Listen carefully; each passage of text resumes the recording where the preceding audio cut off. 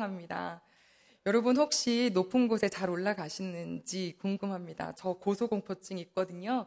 얼마 전 가족들 만났더니 식구들이 죄다 갖고 있더라고요. 유전인가 싶기도 하지만 그래도 한 가지 좋은 것은 저는 고소공포증을 갖고 있지만 관람에 할 수 있는 위에 굉장히 전망대 이건 좀 좋아합니다. 우리나라에서 가장 높은 전망대는 롯데타워죠. 그런데 또 세계에서 가장 높은 곳은 두바이에 있는 곳이라고 하더라고요. 거기에 올라가면 쫙 내려다 보입니다. 우리 식구분들이 생각했을 때 가장 높은 곳에 올라가서 밑을 내려봤던 그 기분 한번 떠올려 보시면 저와 비슷하신지 궁금한데요. 그것은 되게 저 건물 중에 1층 저거 하나 나 주면 좋겠다. 저 아파트 중에 저 층수에 저거 나 살면 좋겠다. 이런 생각이 위에서 내려다보면 하나도 안 들어요. 왜냐면 다 고만고만해 보여가지고 그런 마음이 들더라고요.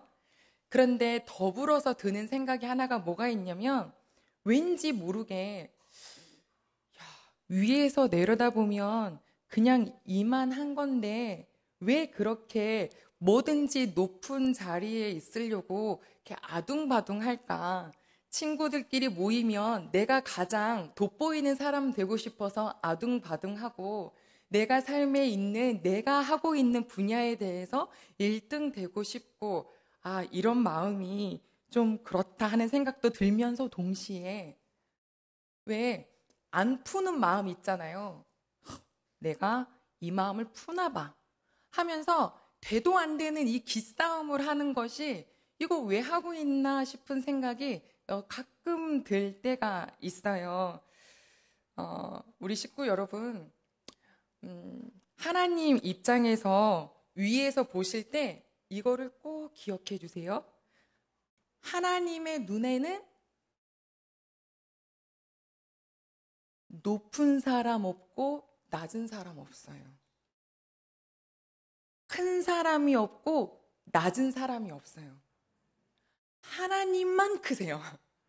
나만 크다라고 하나님은 딱 말씀하시고 여기 사는 사람들 중에는 전혀 그 크기를 나누지 않는 하나님이신 것을 가끔 살다가 비교가 돼서 마음이 힘들 때 꼭 이 하나님의 진리의 이 사실을 막 되새기셔서 그 순간을 이겨내시기를 소망합니다. 근데 나라가 되려면 큰 사람, 작은 사람, 중간 사람, 높은 사람, 낮은 사람 있기는 있어야 해요. 나라가 세워져야 되니까요. 그런데 나라 중에 가장 높은 위치에 있는 사람은 왕, 대통령이겠죠. 고대 기원전 4세기에 그리스는 지금과 같은 국가가 아니라 도시가 있는 국가였는데 그곳에 있었던 디오니시우스라는 왕이 있어요. 그 왕 옆에는 다모클레스라고 하는 신하가 있는데 아첨을 되게 잘해요. 왕이요, 왕이요, 왕이요. 당신은. 이거 되게 잘해요. 근데 사실상 그 사람 마음속에 뭐가 있냐면 이 왕 자리가 되게 부러운 거예요.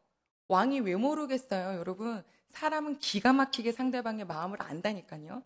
그래서 어느 날 왕이 그 신하를 불러다가 내 이 왕자리에 오늘 하루 종일 앉아 있어도 돼 하고 허락한 날이 있었대요. 신나서 다모클레스가 딱 앉았는데 앉은 순간 뭐가 번쩍번쩍거리는 느낌이 들어서 고개를 이렇게 올려다 봤더니 천정으로부터 뭐가 있냐면 시퍼런 칼이 매달려 있는 거예요. 그래서 이거 보고 왕을 이렇게 쳐다보니까 하는 말, 나는 항상 이 자리가 위태롭다는 것을 알기 때문에 그 긴장감을 놓치지 않으려고 칼을 매달아 놓고 산대요. 여러분 이 왕 하시겠어요? 아유, 권력이 그래요. 저도 TV나 이렇게 매체를 통해서 높은 분들, 그 높은 데서 굉장히 영향력을 끼치고 멋들어지게 그 일을 하는 분들을 보면 부러울 때가 있어요. 그런데 높은 곳에 있다라고 하는 것은 뭘 생각해 보면 좋냐면 큰 바위를 한번 생각해 보세요. 산에 있는 그 큰 바위 대부분 위쪽에 있고요. 그 위쪽에 있는 큰 바위 옆에는 뭐가 항상 같이 있냐면 낭떠러지가 같이 있어요. 그죠? 산에 오른다고 생각하고 우리 목사님 제일 잘하실 텐데 그 암벽이 멋있고 근사하지만 그곳은 곧 한켠의 낭떠러지여서 너무 위태로워요. 그러면 우리 하나님은 어떤 사람 좋아하실까 생각했는데 일단 여쭤보고 싶어요. 가족 여러분, 하나님이 어떤 사람을 좋아하시느냐가 우리 식구들의 관심이 있으신가요? 이거 제가 조금 질문을 다시 할게요. 내가 되고 싶은 것에 대한 열망이 아니라 하나님이 이러면은 나를 좋아하시겠구나 하는 데에 관심이 있으세요? 저 여기에 있어요. 그럼 하나님이 어떤 걸 좋아하실까? 높고 높은 바위가 돼서 낭떠러지와 같이 뾰족한 바위 같은 사람을 원하실까? 아니요. 이 낮은 땅에 깊이 있는 뿌리를 내리고 밑둥은 든든해서 하도 많이 얘기해가지고 그래서 언제든지 새들이 와서 막 기댈 수도 있는 그런 사람 기뻐하시고 좋아하시거든요. 저희 이 자리에 있는 모든 식구들이 그런 식구들 되시기를 소망합니다. 근데 우리도 뾰족뾰족해요.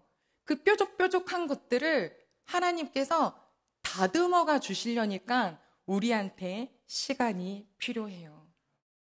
지난 한 주간을 생각해 보시면 우리 식구들이 어떠셨을까? 저도 어제 이제 이 강대상에 서서 하나님, 우리 가족들은 어떤 인생을 살고 계실까요?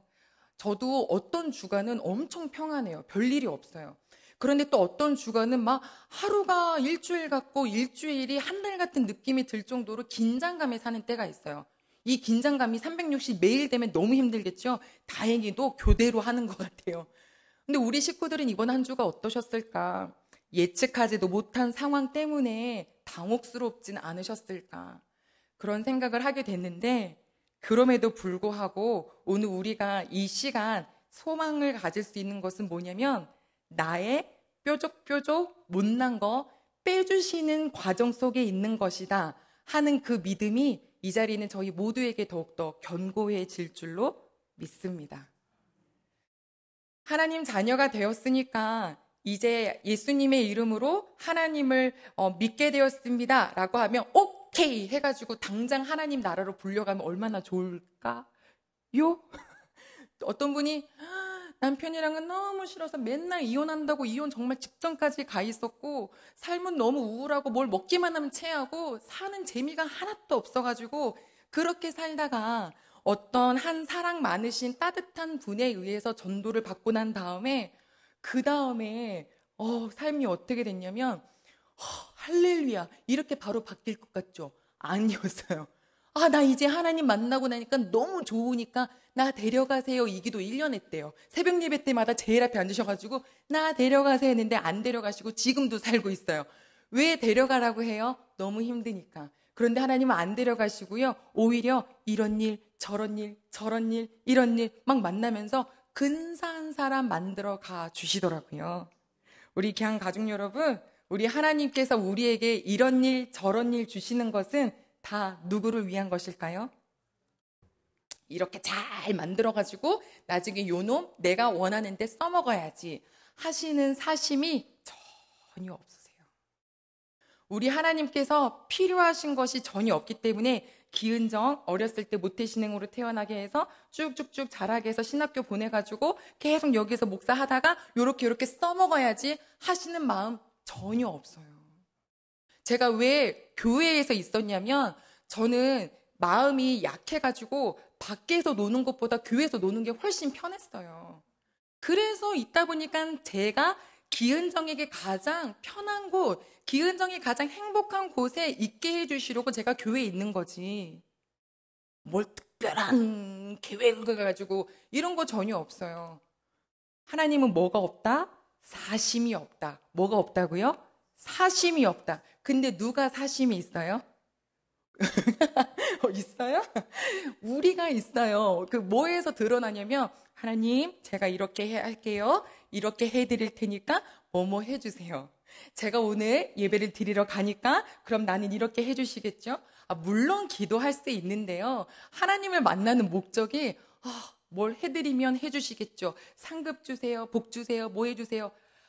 아유, 그런 사람 만나기 참 힘드실 것 같아요. 여러분들을 만나러 오는 식구들이 내가 너를 오늘 만나줬으니까 너는 나한테 이걸 해줘야 돼. 그러면 다시 만나지 말자. 내가 뭐가 뭐 부족할 게 있다고 내가 너를 만나겠니? 그죠? 근데 나는 선배님이 너무 좋아요. 나는 차장님이 너무 좋아요. 그래서 오늘도 놀러 왔어요. 라고 하는 사람은요. 있는 거 없는 거 다 털어서 돈가스도 사주고요. 옆에 있는 감자 고로케도 사줘요. 안 좋아하세요? 감자 고로케? 알았어요. 그럼 고구마 고로케요. 막 사준다고요. 왜요?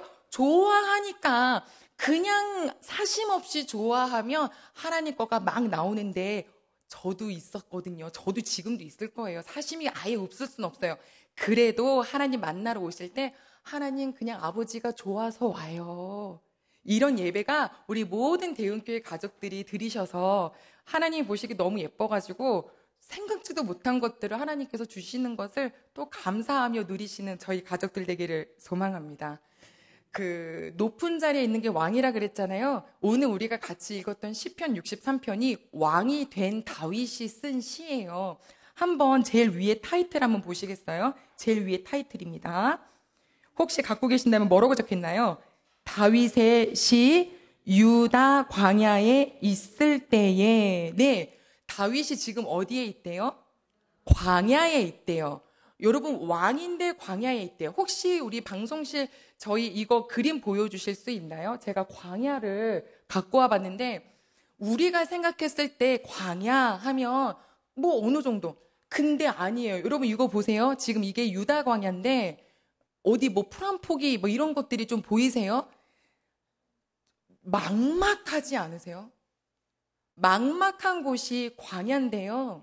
이 마찬가지로 이 광야를 누가 들어갔냐면 이스라엘, 우리가 지난주에 같이 말씀 나눴던 홍해를 건넌 이스라엘 백성들이 제일 먼저 들어간 곳이 바로 이런 광야였어요. 기댈 곳도 없고 아무것도 없고 아까 우리가 같이 봤었던 그 길을 3일을 걷는데 물이 하나도 없어서 그들이 뭐 했더라? 두 글자. 맞추면 상품. 사흘길을 걸었는데 먹을 물이 없어서 그들이 땡땡 했더라. 난리 났어. 좋아요. 원망. 목소리 큰 사람이 이긴 거예요. 원망했더라. 세상에 조금 전에 있었던 그 홍해를 앞두고 춤을 추며 찬양했던 그거는 온데간데 없이 기억에서 사라지고 3일 물 못 먹으니까 원망했더라. 그런데 그 모습 보고 욕할 수 없는 건 저도 원망해요. 어제 기뻤는데 오늘 화내요. 왜 나한테 이런 일 주시냐고. 왜 하필이면 광야 길이냐고. 그런데 신명기 8장 말씀에 이렇게 기록되어 있습니다. 같이 한번 저를 따라서 해주세요. 내 하나님께서 40년 동안 광야길을 걷게 하신 것을 기억하라. 자, 여러분 여기서 광야길을 자기네들이 걸었어요? 하나님께서 걷게 하셨대요? 이거 되게 안심되지 않으세요? 내가 어려운 순간이 막 닥치고 막 제대로 잘 뭐가 풀리지 않는 그 순간을 광야라고 표현한다면 그 광야가 내가 들어가 있는 게 아니라 여호와께서 나에게 광야길을 걷게 하셨대요. 이게 왜 감사하냐면 하나님은 선하셔서 하나님은 실수하지 않으시고 하나님이 나와 함께 계시면 광야도 아멘이기 때문이에요. 아멘이에요. 그래서 왜 그러셨는가? 그 8장 2절에 계속되는 게 뭐냐면 너의 마음에 무엇이 있는가? 내 말씀대로 하는지 안 하는지 내가 보려고 합니다. 라고 하셨어요. 사랑해라. 아멘. 뒤돌아서서 가족도 사랑이 안 돼요. 겸손해라. 아멘. 누가 나한테 인사 안 하면 나 안 보여? 금방금방 겸손하고 온유하세요. 그랬는데 의견 뭐 하나 안 맞으니까 저도 어저께 청경준 선생님이랑 맛있는 거 먹으면서 선생님이 냈던 하나의 의견이 제가 하나가 저는 다르게 생각했거든요. 그러니까 그거를 끝까지 그렇지 않나요? 진짜 우리 경준 선생님이 온유하니까 그걸 참아주셨지. 뭐 목사님이 이래. 끝까지 자기가 하던 대로 하재. 아유, 그래서 제가 뒤돌아서서 회개했고, 하나님 아까 보셨죠? 욱 하고 올라오는 말을 안 끊고 그냥 내뱉는 저를 보셨죠? 아유, 아직 멀었어요. 가족 여러분, 빼내 주시려고 별의별 사람도 만나게 하시고 별의별 상황도 만나게 하셔요. 이거는 우리 귀한 식구분들이 신나셨으면 좋겠어요. 야, 만들어 주시는구나. 그래서 제가 뭘 적어봤냐면 우리에게 빼내실 것이 무엇이 있을까? 저를 기준으로 써봤거든요. 들으시면서 이렇게 한번 체크해 보세요. 20개인데 나도 있다, 나도 있다. 아멘, 아멘. 이거 빼주세요. 나도요. 이렇게 한번 속으로 체크해 보세요.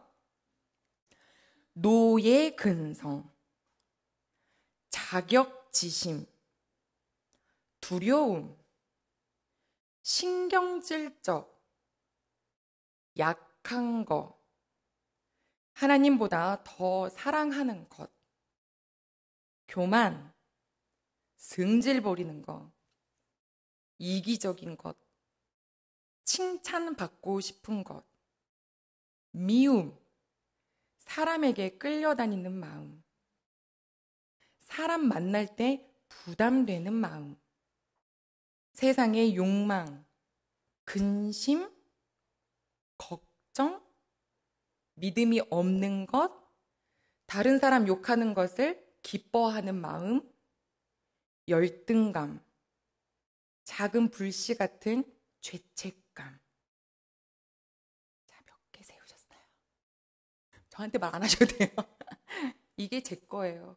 이게 제 안에 있던 것들이고 여전히 빼주셔야 되는 거예요. 그런데 이거를 쫙 보니까 다 뭐냐면 우리의 영혼을 위한 것이에요. 저는 우리 대흥의 모든 식구분들의 마음의 영혼을 하나님께서 이렇게 다듬어가 주실 때 진짜 행복을 누리실 수 있기를 소망합니다. 아니, 자녀가 막 웃으면서 지내려면요, 뭐가 돼야 되냐면 대인배가 돼야 되거든요. 괜찮아요. 그럴 수도 있죠. 이래야 되는데, 이걸 뭐라 그래요? 소인배. 상남자 말고 뭐라고 부르는 줄 아세요? 사람 참 마음 커. 상남자야. 요거 반대가 하남자. 진짜 그렇게 하는데, 여러분. 아니, 상목사님 이렇게 돼야 되는데, 하목사님 이렇게 되면 안 되잖아요. 이거 빼주시는데, 우리 귀한 가족 여러분, 그 과정에서 우리 오늘의 이 말씀처럼 살아갈 수 있기를 소망합니다.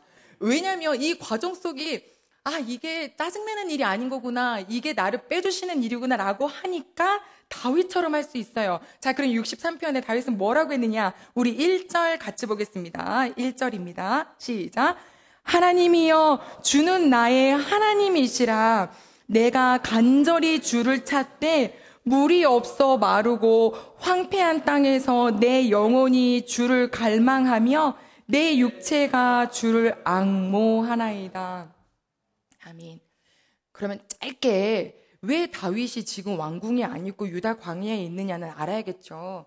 여러분, 그 다윗이 원래 광야 박사잖아요. 13년 동안 사울에게 쫓겨다니면서 내내 도망침을 당했지만 왕이 된 이후 사무엘하 뒤로 쭉 나오지요. 그런데 어느 날 그의 아들, 셋째 아들 압살롬이 반역을 일으켰어요. 예루살렘이 이스라엘의 수도인데 거기서 한 30km 정도 떨어져 있는 헤브론에서 내가 왕이다 라고 하는 이 계획을 4년 동안 가지고 있었는데 전혀 눈치를 못 챘어요. 사람들을 다 죄다 자기 사람으로 만들어 가고 있는데 다윗이 얼마나 둔감하면 그거를 챙기지를 못했다가 갑작스럽게 쿠데타가 일어나면서 도망친 거예요. 그런데 저는 그 사무엘 하 15장부터 나중에 집에 가서 꼭 한번 읽어보셔요. 다윗의 그 자세를 좀 보게 됐는데 한 가지 눈에 들어왔던 것은 무엇이냐면 아무리 아들이죠. 어쨌든 그래도 쿠데타니까요. 전쟁은 누가 더 잘할까요? 다윗이 더 잘해요. 다윗은 내내 전쟁했던 사람이니까. 그런데 그 아들이 병거를 가지고 자기 외 호위병을 데리고 많은 사람들과 올라온다는 소식과 함께 짐을 챙겨서 그 왕궁을 빠져나갔어요. 만약에 안 빠져나갔다면 무슨 일이 일어나냐면 이 예루살렘 초토화돼요. 여기 살고 있는 백성들이 죽어나갈 사람들이 반드시 생기고 하나님의 나라인 이 예루살렘의 성들이 무너질 거예요. 그러니 나가더라고요. 저는 진짜 사랑하는구나라는 생각도 해보게 됐어요. 문제가 있어요. 나도 나가는데 내가 여기 가만히 둘까 보냐, 완전 폭파시켜놓고 나가는 그런 못된 마음이 아니라 일단 도망은 쳐야죠. 근데 가는 길에 또 누가 있었냐면 레위 사람들이 하나님의 법궤를 들고 이미 다윗이 도망가는 그 길목에 기다리고 있어요. 같이 가겠습니다. 야, 그런데 그곳에 대해서도 뭐라고 했냐면 아닙니다. 원래 법궤가 있었던 곳으로 갔다가 놓으십시오. 그러면서 했던 얘기가 두 가지인데, 하나는 하나님께서 허락하시면 나를 다시 여기에 데려오셔서 이 법궤를 보게 하실 것이고, 만약에 하나님께서 나를 기뻐하지 않으신다면, 그래서 넌 여기 돌아올 수 없다라고 말씀하신다면 나는 주의 종이오니 나는 그 말씀에 순종하겠습니다. 난 무조건 다시 여기 와야 돼요? 아니에요. 하나님의 주권을 인정했어요. 우리가 살면서 내가 원하는 대로 해달라고 하는 내가 주인 될 때 그 씨름이 너무 힘들죠. 근데 딱 놔버려 보세요. 저 수년 전인데 저희 교회 청년부 그 가족이 고민을 막 하다가 아무튼 교회를 놓고 기도를 하고 있었어요. 기도는 아니었고 갈등이었죠. 그래서 그 친구를 막 서울 가서 만나서 설득을 해야 되나 막, 그때 제가 전도사 때니까 엄청 머리를 쓰고 있는데 그때 저에게 말씀하신 것이 있어요. 너 네 사람 만들려고 하지 말아라 하나 하고, 그 형제도 하나님의 아들이다라고 하는 거 하나 하고, 내게 맡겨주신 사람이라면 하나님 함께 마음을 해서 같이 갈 수 있게 해주시고, 그게 아니라면 하나님의 뜻에 움직여 달라고 그 기도를 하라고 저한테 알려주셨는데, 그게 바로 되나요? 안 되죠. 잡아야 될 것 같죠. 막 인상을 쓰면서 알겠는데 안 되는, 지금 신앙생활 잘 하고 있어요. 딴 데서요. 가족 여러분, 이게 감내가 되실 수 있기를 소망합니다. 내 인생에 내가 원하는 대로 되게 해달라는 게 아니라 하나님 주인이시니까 하나님이 붙여주셨으면 아멘. 만약에 그에게 더 좋은 것이 필요하다면 그것도 아멘. 이렇게 할 줄 알아야 되는데 다윗이 그 모습을 보이더라고요. 그리고 도망갔던 곳이 아까 봤던 유다 광야예요. 아무것도 없어요. 거기서 뭐 하고 있냐면 하나님, 나의 하나님 하고 그분의 이름을 불렀습니다. 우리 귀한 대흥의 모든 가족분들이 진짜 힘든 그 순간에, 광야 같은 그 순간에 하나님 이름을 꼭 부를 수 있기를 소망합니다. 내가 다른 것을 찾아요? 아니요. 내 주변에 있는 사람이요? 아니요. 하나님, 내 영혼이 간절히 여호와 하나님을 찾습니다 라고 하는데, 이 간절함은 우리를 하나님 만나게 해주시거든요. 간절함은 언제 생기냐면 힘든 일 생길 때 생겨요. 힘든 일 딱 해결되고 나면 그 간절함은 어디론가 또 사라져 있어요. 그래서 내 멋대로 또 다 좋은 게 좋은 거죠 하다가 갑자기 뭔가 파도가 몰려올 것 같으면 그때부터 하나님 하는데, 그래서 생각했어요. 따라해볼까요? 어려움이 선물이다. 이거는 세상 사람들은 말도 안 된다고 생각하지만 우리에겐 어려움이 선물입니다. 좀 부딪힘이 선물입니다. 하나님 아버지를 찾을 수 있기 때문입니다. 그가 이렇게 고백합니다. 3절 읽을까요? 3절이요. 네, 시작. 주의 인자하심이 생명보다 나음으로 내 입술이 주를 찬양할 것이라. 아멘. 이거 되게 영어가 단순한데요. Your love is better than life예요. 이게 무슨 말이냐면 당신의 사랑이 더 좋아요. 내 생명보다 라고 고백을 해요. 그렇기 때문에 나는 여기서 찬양할 것이다 라고 하는데요. 저는 오늘 소망이 있기로는 Your love, 하나님의 인자하심, 하나님의 사랑이 내겐 성적보다 더 좋습니다. 하나님의 사랑이 내겐 저 사람보다, 저 지위보다, 저 권력보다, 저 돈보다 더 좋습니다. 이렇게 고백이 되어질 때, 아멘, 아멘. 그래서 내가 뭐 할 수 있냐면 찬양 드릴 수 있어요. 여전히 광야지만 하나님의 사랑이 나와 함께 있다면 난 그것으로 노래할 수 있습니다 하는 그 은혜가 이루어지기를 소망합니다. 자, 4절입니다. 4절 같이 읽을까요? 시작. 이러므로 나의 평생에 주를 송축하며 주의 이름으로 말미암아 나의 손을 들리이다. 송축이 찬양하다거든요. 지금 평생 주를 찬양하겠대요. 5절입니다. 같이 읽을게요. 골수와 기름진 것을 먹음과 같이 나의 영혼이 만족할 것이다. 나의 입이 기쁜 입술로 주를 찬송하되. 아멘. 세상에 아무리 그래도 광야인데 골수와 좋은 음식, 기름진 거, 이거 왕의 상을 얘기하는 거거든요. 어딨어요? 그런 거 없죠. 그런데 그만큼 만족스럽대요. 김밥을 먹었는데 이렇게 만족스러울 수가 없어요. 하나님이 나와 함께 하시니까 파프리카 뜯어먹고 있어도 만족스러워요. 하나님이 안 계신 곳에 있으면 갈비를 뜯어도 속은 울렁울렁거려요. 뭐가 좀 잘못된 것 같은데 체하고 막 놀래고. 우리 사랑하는 가족 여러분, 하나님 아버지가의 사랑이 나에게 좋아서 찬양할 수 있고, 하나님 아버지가 나를 알고 계시니 여기 모든 사람들이 나에게 등을 돌린다 하더라도 나는 만족스럽고 노래할 수 있어요, 배불러요 할 수 있는 그 은혜가 오늘 믿는 모든 식구들에게 이루어지기를 소망합니다. 아멘입니다. 여기서 무슨 얘기가 나왔냐면 나의 입이 기쁜 입술을 낳았어요. 무슨 입술이요? 기쁜 입술. 이거 바꿔 말하면 뭐냐면 찬양하는 입술이에요. 우리 영상으로 예배드린 식구 여러분, 요 입술 한번 두들겨 보세요. 그럼요. 예, 할렐루야며. 이 순종을 이렇게 어린아이처럼 잘하세요. 이게 무슨 입술이요? 기쁜 입술, 찬양하는 입술. 근데 아까 그 이스라엘 백성들은 3일께 물 못 먹었다고 뭐 했어요? 퀴즈 가끔 내야 되겠는데요? 원망하는 입술이 되려고 할 때 이거를 콕 다물고 하나님 나의 입술은 찬양하는 입술 되게 하옵소서. 아멘. 자, 우리 6절입니다. 같이 읽겠습니다. 시작. 내가 나의 침상에서 주를 기억하며 새벽에 주의 말씀을 작은 소리로 읊조릴 때에 하오리니. 보세요. 침상도 밤이 됐다는 소리예요. 새벽도 동이 트는 거니까 밤 시간 중에 하나죠. 여기서 누구를 기억했는가? 주를 기억했다. 지금 현재 누구에 의해서 이게 지금 나오게 된 거냐면 압살롬이에요. 그럼 나에게 잘못한 사람이 압살롬이면 난 밤새도록 지금 누구 생각해야 돼요? 이놈의 셋째 아들, 이놈의 압살롬. 이름도 이상한데요. 압살롬. 이야, 밤새도록 이거 생각해야 되는 게 우리 아니에요?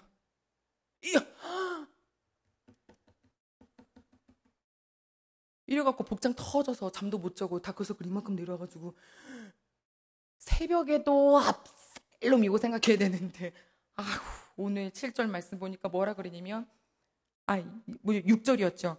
내가 침상에서 누구를 기억하느냐? 주를 기억한다. 하나님, 새벽에 주의 말씀을 읊조립니다. 나 혼자 있으면 사실 마인드 컨트롤하기는 좀 편하지만 주변에서 가만히 안 있잖아요. 너 그걸 그냥 놔뒀냐? 가만히 뒀어? 압살롬, 걱정하시지 마십시오. 다윗이요. 우리가 알아서 해결할 겁니다. 막 여기서는 울고 있고 통곡하고 있고 지금 왕이 어떻게 된 겁니까? 막 아무튼 주변이 가만히 안 놔둬요. 시끌시끌해요. 가족들도 똑같잖아요.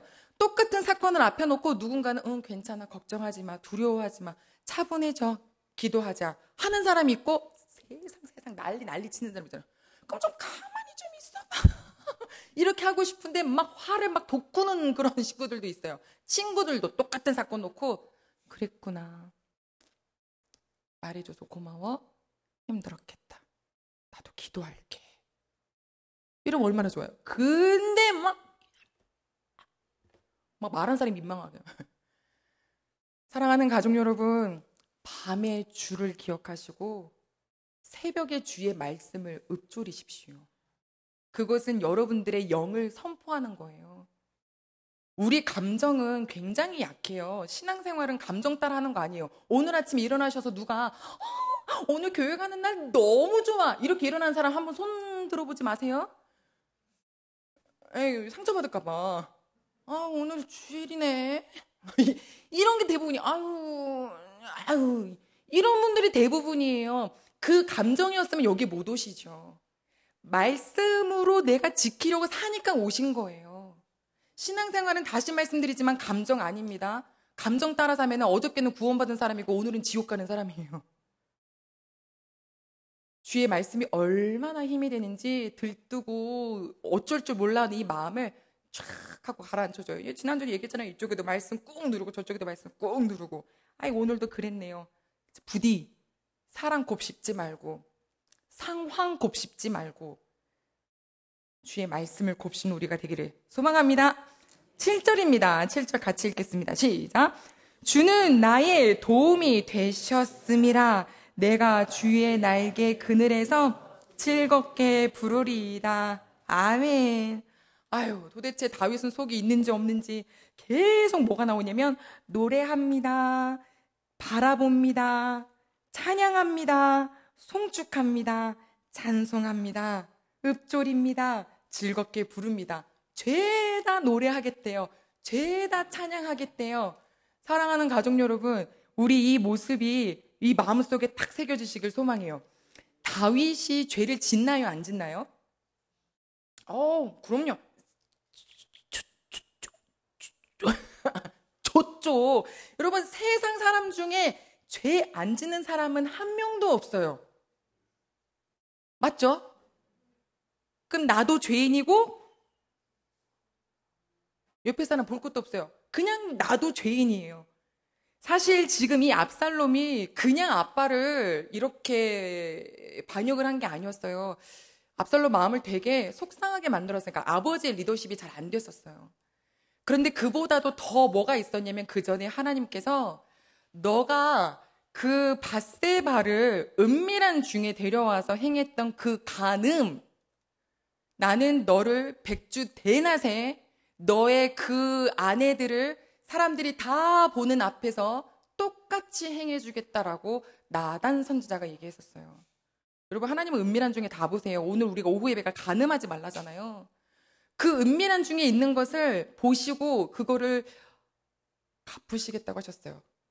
근데 다윗이 거기서 기분 나빠하고 막 화를 내고 한 게 아니라 내가 죄인입니다라고 딱 고백했을 때 따라할까요? 용서 받았다. 바로 나와요. 여러분, 회개가요. 여러분, 머뭇머뭇거릴 때가 아니에요. 시간이 늦춰지면 내 괴로운 마음만 더해질 뿐이지 얼른 회개해야 돼요. 하나님은 회개하면 그것을 들어주시거든요. 그런데 뭐가 남냐면 값이 남아요. 남의 돈 막 등쳐가지고 내가 받았는데 회개합니다. 끝이에요? 갚아줘야죠. 감옥에 가야 될 일 있으면 가는 거예요. 하지만 그거는 값을 치르는 것이지 너의 죄는 용서받았다였거든요. 그러니까 그 값을 치르는 게 너무 하나님 보시기엔 안타까우니까 죄 짓지 말아라라고 하신 건데 압살롬이 진짜로 아버지 후궁을 남겨놓았던 그 사람들을 이스라엘 백성들이 다 보는 앞에서 동침했어요. 그 말씀이 그대로 이루어지긴 했어요. 자, 그럼 이게 뭐냐면 왜 이 말씀을 다시 드렸냐면 내가 인생을 살 때 너무 힘든 일이 막 와요. 광야길 같아요. 근데 내가 되짚어 보니까 난 너무 못되게 살았어. 내가 죄를 지었어요. 그러니 너가 이런 일을 당하지. 한 다음에 사단은 여기서 어떻게 우리를 꼬셔가냐면 야, 거봐. 그러니까 네 인생은 끝났어. 네가 지금 이렇게 광야길을 걷는 건 네 죄 때문인데 그러니까 넌 끝인 거야. 이렇게 해요. 순식간에 와요. 순식간에. 그런데 오늘 다윗 보세요. 뭐라 그래요? 자기가 과거에 그 행했던 일과 나단 선지자에게부터 들었던 이야기를 다 기억하는데 이 날에 이루어졌잖아요. 근데 누구를 불러요? 하나님. 내가 하나님의 날개 아래 들어갑니다. 하나님 하고 하나님을 부르시잖아요. 우리 귀한 가족 여러분, 죄에 대한 것은 누구나 자유로울 수 없어요. 어느 누구도. 그러니까 맨날 고쳐달라고 회개도 하죠. 그런데 그거 가지고 너 끝났다라고 하는 내 내면의 이야기에 정확하게 말씀하세요. 다윗도 하나님 불렀어. 끝 아니야 라고 내 감정을 가지고 농락하는 사단에게 확실히 선포하시길 바랍니다. 침상에서 그 싸움이 저도 얼마나 많은지 몰라요. 넌 아니야. 너는 못됐어. 너는 말씀을 전하면 안 돼. 네가 야 여기 있는 식구들이 바보냐? 너 막 얼마나 많은 줄 아세요? 그러면은 그치 내가 생각해도 난 아닌 것 같아. 자격이 안 되는데 막 그 생각하는데요. 하마터면 넘어갈 것 같아요. 예전에는 그 생각을 밤새도록 토요일 저녁부터 주일 새벽까지 했거든요. 요즘엔 좀 짧아졌어요. 짧아졌던 건 무슨 말이냐면 지금도 싸운다는 소리예요. 아직도 멀었어. 넌 아니야. 뭐, 그래, 아니지. 근데 내가 나를 보면 아닌데, 그래서 내가 아버지 하고 부르게 돼요. 그럼 일어나는 거예요. 할 수 있는 만큼 하는 거죠. 뭐 얼마나 높아지려고요. 얼마나 유명해지려고요. 얼마나 잘했다 소리 들으려고. 얼마나 칭찬받고 싶어서요. 얼마나 나를 드러내고 싶어서 그 몸살을 하냐고요. 주일마다 저를 고쳐주실 때 전 주님께 너무너무 감사해요. 우리 귀한 가족 여러분, 오늘 이곳에 오셨다는 건 간절한 마음이 있으니까 오셨을 줄로 믿어요. 하나님께 말씀드리세요. 하나님, 이런 저런 일 여호와께서 광야로 이끄셨습니다. 아멘. 두 번째, 빼내주시려고. 아까 목사님 막 읽은 거 보니까 그거 목사님 거라는데 나도 되게 많고 그거 외에도 나 되게 많은데 이거 고쳐주시려면 내가 교만한 줄 어떻게 알아요? 교만한 상황을 마주해야 내 속에 교만이 있는지 알지. 안 그럼 우리 다 되게 괜찮은 사람인 줄 착각하고 사니까 하나님 부딪히잖아요. 그럼 이때 기도하는 거예요. 아버지 고쳐주세요. 빼내주세요. 얼른 기도하면 돼요. 입에서 자꾸 못된 말이 나오는 것 같으면 기도하는 거예요. 하나님 오늘 하루 종일 왜 이렇게 입이 나와 있어요? 이거 고쳐주세요. 뭘 고치시는지 모르지만 알아서 고쳐주세요. 맨날 이러시면 얼마나 예쁘게 만들어 가시겠어요. 우리 귀한 가족 식구분들이 신앙생활을 뭐 특별하고 독특하고 뭔가 막 이게 아니라 하나님 만났으니까 나를 아름답게 만들어 주시는 과정의 삶, 그게 신앙생활이구나. 그러니 내가 뭐 하겠다? 나는 찬양하겠다. 아멘. 이게 오늘의 결말이에요. 오늘 쭉 계속 뭐라 그래요? 찬양하겠대요. 계속 찬양하겠대요. 내 영혼이 주를 찬양한대요. 하나님 없으면 안 되는 사람으로 바꿔주시면서 누리게 해주시면서 찬양한대요. 전 그래서 우리 대은교 식구분들이 이번 한 주에 듣고 행하는 삶의 즐거운 예배자 뭘 행할까요? 찬양합시다. 근데 이게 찬양을 우리가 듣기는 좀 하시죠. 뭐 차 안에서도 들으시고 뭐 어쨌든 들어요. 근데 이제 듣는 거 말고 입을 열어서. 제가 어저께 4층에서 해봐야 되잖아요. 먼저 찬송가를 폈어요. 제 목소리가 근사하잖아요. 이렇게 거짓말들을 잘하시니까 또 회개하셔야겠네요. 뭐 하나님 참 놀랍도다 주 그시 근데 4층 문이 열려 있어. 창문 얼른 닫고 다시 참 놀랍도다 불러가기 시작했어요. 가족 여러분, 일단 펼치십시오.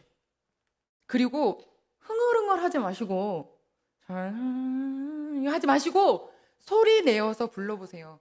저 이왕이면 4곡 정도 부르시면 참 좋을 것 같은데 그게 안 되시거나 한 곡, 2곡 정도 딱 골라가지고 소리 내서 부르시는 것이 내 삶에 어떤 영향을 끼치는지 이번 한 주간 우리가 스스로 말씀을 가지고 테스트해보는 날이 되기를 소망합니다. 고민을 했어요. 자기가 찬양하는 것을 영상을 찍어서 우리가 한번 같이 보자 그럴까? 아무도 안 하겠다. 아니 그러면 찬송가를 막 녹음해가지고 그거를 마치 요즘에 말씀에서 보내드리는 것처럼 그렇게 해가지고 오늘은 이 찬양 올려드립니다라고 할까? 아무도 안 듣겠다. 기은정, 야 그냥 다 둬. 알아서 잘 부르실 텐데 이렇게 결론 나왔거든요. 알아서 잘 하실 거죠? 아멘. 내가 살려면 해보는 거예요. 아니, 찬송가도 되고 복음성가도 되고 뭐든지 좋아요. 중요한 건 소리를 내셔야 됩니다. 엄청난 은혜가 있을 겁니다. 기대합니다. 그래서 우리가 마지막 찬양 올려드리고 기도할까요? 네.